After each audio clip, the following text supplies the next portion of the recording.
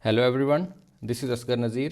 In this video, we will be going through the basic concepts about the variables. What are they, why we need them, and how we can create one.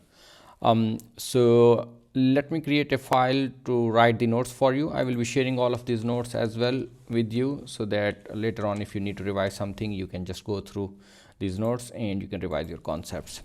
So as far as the definition is concerned, variables are the boxes inside the computer's memory that we can use to store different kind of information. Like for example, we can put text, we can put numbers, different type of numbers like decimal numbers, floating point numbers, whole numbers. We can also use these boxes to store text like names, the addresses, the cities, the countries. We can also use these boxes to store different kind of characters. For example, the character A or B, both in uppercase or lowercase or any other symbol. And we can also use them to store some specific type of information which computer understands as yes or no or true or false. So as far as the definition is concerned, variables are memory boxes inside your computer, inside your RAM, that we can use to hold data for us. Now we will discuss why we need them. So as far as what are variables, let me write down the definition for you. Variables are containers or boxes in the memory that can hold different types of data. And these are some of the examples of the variables. Like for example, if we want to hold some numbers, we can use them to hold these kind of numbers, text and symbols and all of these kind of things. Now, why we need them? To understand this, we have to understand a little bit about how computers work. For example, if we have to instruct someone, even let's say it's not a computer, we have to instruct a human being to do something for us. So through programming, our basic goal is to make computer to do something for us. For example, test a website for us, or play a music video for us, or open a web browser and do some kind of stuff over there. We can also use programming to build softwares like games in Google Chrome, Zoom, and we can also use it to build the whole operating systems, like we have the Mac and the Windows operating system. Now, if we want to do all of this, building these different kind of softwares or making computer to do something for us, we need to give the computer instructions.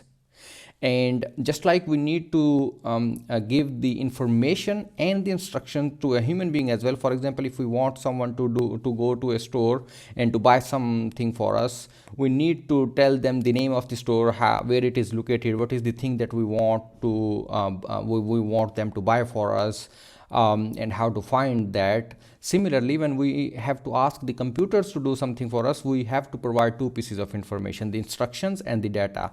For example, let's say we have to tell the computer to open a browser for us. So along this instruction that open the browser, we need to specify its name, let's say for the Google Chrome. So before we can give these kind of instructions to the computer, we need to store this data and the instructions somewhere, because computers are not good like humans, can talk to each other verbally and they can store the information directly inside their brains. We write down all of these instructions in a file, we feed those files to the computer, then computer executes those files line by line, and then it performs the tasks for us. So why we need variables? We need the variables to store this data, and then we also provide instructions to computers to do something for us.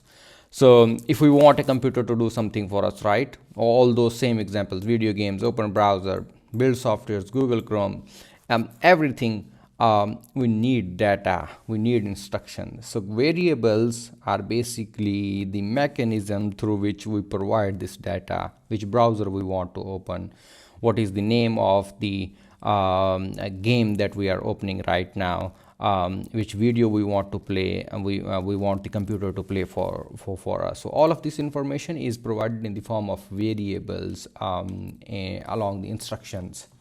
Now, how to create the variables?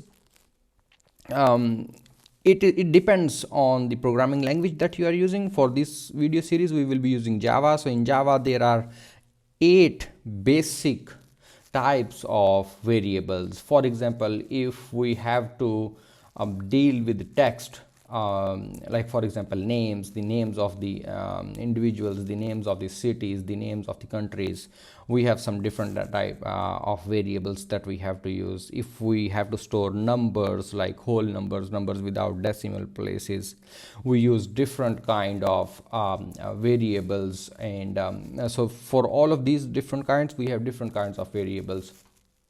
The basic syntax to create a variable is that we have to provide its data type, then a name, and then if we want, we can assign some value inside that variable.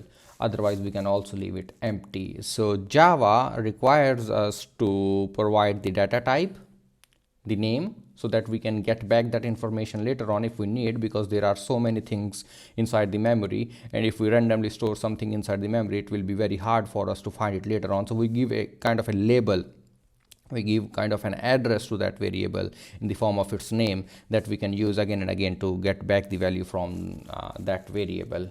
So this is the Java syntax that we can use to create the variables. So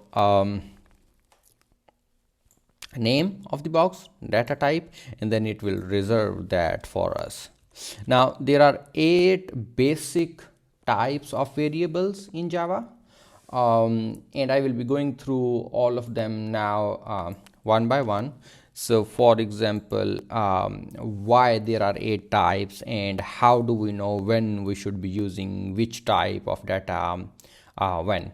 So if we have to store the numbers that don't have the decimal part, for example the number 10 or 20 or 100, the numbers without decimal parts, we can use a specific category of boxes or variables to store this kind of information. So in Java there are basically 4 types of basic primitive boxes that we can use. One is byte, one is short, int, and long. And remember, these kind of boxes, they can only hold whole numbers, so there are no decimal points. Like for example 40.5, if we try to store something like this inside this variable, it will not be able to store it, and we will get an error. So these variables, byte, short, int, and long, they can only store whole numbers.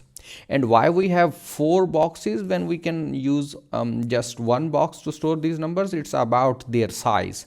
Byte is the smallest box. For example, if we try to store a number 150, we cannot store it inside the byte. It's beyond the capacity of the byte. So it's about the size. Byte is the shortest, then short is the next bigger one, then we have the integer, and the longest. But for most of the time, most of the cases, this integer will be good enough. It is not that small that it cannot hold day-to-day calculations. It can store up to billions, and it's also not that big that it will be wasting a lot of computers' memory. So for whole numbers, we have 4 data types: byte, short, int, long, and we can only put whole numbers like 23, 45 inside these numbers. Now if we have to store other numbers, the numbers with the decimal points, like for example 12.3 or 13.3 or 0.5, all those numbers that come with the decimal points, we have other class of variables, and they are called floating point numbers. We have 2. One is called float, and the other one is the double. Again, why we have 2? It's because of the size. Float is the smallest one, and the double is actually the double the capacity of the float. So in day-to-day life, for most of the cases, this double will be good, but we also have the float if we are short on the memory. Now we don't only store numbers in our day-to-day life, we also have to store, a lot of the time we have to store the characters, like the symbols from our keyboard, the letter A, the number 5, the percentage sign, the dollar sign, the hash sign. And if we are only interested in storing a single character, we have another data type. It is called char, and it can hold a single character at a time. For example, the character 3, the character A, the character @ sign, the character dollar sign. And then we have a logical data type. This logical data type, it only stores two values, yes or no, or true or false. In computers, yes means true, false means no. So if we have to store this kind of information, we have this last basic primitive data type. It's called boolean, and we can only store yes or no inside these kind of variables. We also have some advanced data types. For example, what if we have to store a complete name, the name of a city or a street, or the address of someone. An address can contain numbers, letters, and then some other symbols as well. So for these kind of data types, for these kind of requirements, we have advanced data types which are called non-primitive data types, and there are so many of them, but for the basics we will only be using the string data type, and it will be more than enough for our basic series. It will be able to hold almost everything that we see on our keyboard. For example, it can hold uppercase, lowercase, hash symbols, dollar symbols, plus sign, minus sign, numbers, character symbols. Basically anything that you see on your keyboard, we can store that inside this string data type. Again, remember, it's a non-primitive data type, it's an advanced data type. The rules are a little bit different than the primitive data type. For example, the primitive data types, all of them, they start with the lowercase, but the uppercase, the non-primitive data types, they start from the uppercase letters. Also, the rules are again a little bit different when we have to use the operators like the plus sign, minus sign, the negative signs. The results will be different than one would expect from the basic primitive data types. Now let's quickly do the demo, and let's create these variables. Let's learn how we create them, how we can use them, how we can print them, and how they work. So for that, let me create the class.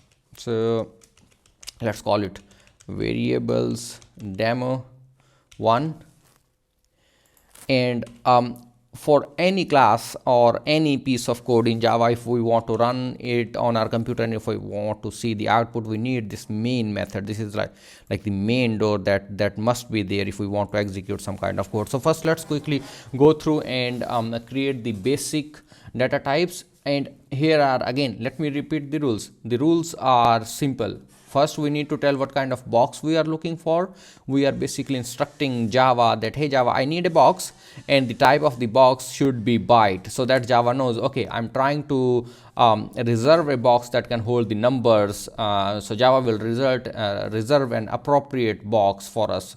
So let's say, for example, if we have the byte, and let me call it. And this is how basically we create. In this line, what I'm doing, I'm saying to Java, I need a box. The type of the box should be byte. The name of the box should be smallest whole number box. I'm using this equal to sign, which means I'm saying to Java, store this number 125 inside this variable, and then I'm ending this statement with semicolon. Remember, in Java, all the statements, they must be ended with a semicolon. And now if I want to print the contents of this box, I simply need to give the name of this box. I don't need to mention its data type, I don't need to mention any other thing. Just simply tell Java the name of this box, and Java will print and bring the contents of this variable from the memory. So that's why this name is important. Once we store something, if we want that thing again from the memory, from the computer, there are so many things inside a computer, we can use this name to bring back those contents. Now let's go through the other types. I will quickly write down those types in here to save some time, and then I will explain them how they work. So these are the other data types. Like, for example, we have the short. It's kind of the medium box that we can use to store numbers, and as you can see, it can hold numbers greater than 125, 127, 8. And then we have the integer. And remember, all the data types, they start with lowercase. The primitive ones, they always start with the lowercase, and then the name, and then I'm storing some value, and then I'm creating the long data type, and then again giving a name, and then storing some value. And remember, there is something important about this long. We need to put this L at the end of the long data type, otherwise it will not work and we will get an error.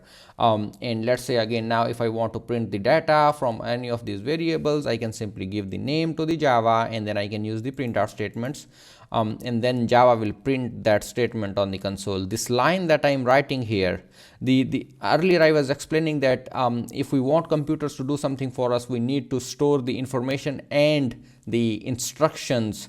So this is an instruction, this is an example of instruction. This instruction says print the value of this variable on the console, and that's why I see it here. So this part, this variable, is the data part. We are storing some data, and this is the instruction that I'm giving to the computer. Although there are all kind of instructions to the computer, but if we want to understand from the perspective of a human being, let's say if we want a human being to do something for us, you can understand it like this. We have the data part and the instructions part. Now these four basic data types, they are for the whole numbers. But what if we have to store the numbers that contain decimal parts? So if we have these kind of requirements, we have these other data types that are called decimal data types. For example, this is a float, and we can again declare it the type. We are saying float, then the name of the box, and remember I'm putting again an F. So the rules for the long data type and for the float, they are a little bit different. After each float we need this letter F, and for after each long we need this letter N. Otherwise all of the other data types, they will work just fine. So we have to use this letter F, and this is the decimal data type that we can use again to store the decimal numbers, any number, 0.5, 2.5, 10.5, anything that contains decimal, the decimal part. And again I can print it on the console to check the output. So these are about the numbers, but what if we have to store characters, the symbols that we see on our keyboard? For that we have the char data type, and the char data type basically it can hold any symbol from our keyboard. For example, the and sign, for example the caret sign, the percentage sign, the dollar sign, anything, or we can store the numbers, letters, everything inside this char, and then again we can print out it on the console to see the output. So this is about char. Anytime if you need to store symbols, we use the char data type. And then we have the last one from the primitives. We have the boolean, which is true or false. Every time we have to store, let's say, is someone hungry or not. If we have to store this information, we can use the English hungry, yes or no. But in computers it's kind of very simple. We can just declare a variable, we can call it is hungry, and then I can store true, which means yes, this person is hungry. Or if I can also store boolean, like for example, is someone sleepy. So and if we store the letter, if we store the value true, it means yes, they are sleepy. If not, and again I need a space, so sleepy is equal to false, something like this, right? And then if we print out is sleepy or is hungry, we can see that on the console we will see a true or false. Now next, these are the 8 basic primitive data types. But what if we have to store complex data? What about the addresses, the country names, the names of the individuals? They can contain spaces, they can contain special characters, they can contain numbers. For this we have non-primitive data types, and string is one of them. String can basically hold not only multiple characters, but it can hold anything that you see on your computer. So for example, here if I have to store the address of someone inside a variable, I will be going with string, because string can hold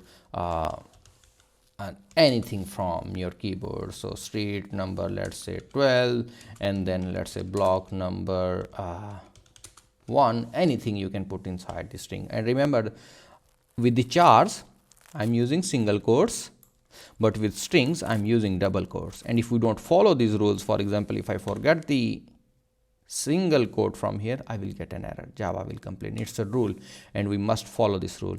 I cannot store anything inside a string variable if I don't use double quotes. And if I try to do the opposite with numbers, for example, if I try to store something inside a float or inside a short or a boolean or anything like that, again it will not work. Numbers without double quotes, without single quotes, the chars, they are with single quotes, strings, they are with double quotes, and these are the rules. We must follow these rules if we want to use these kind of data types.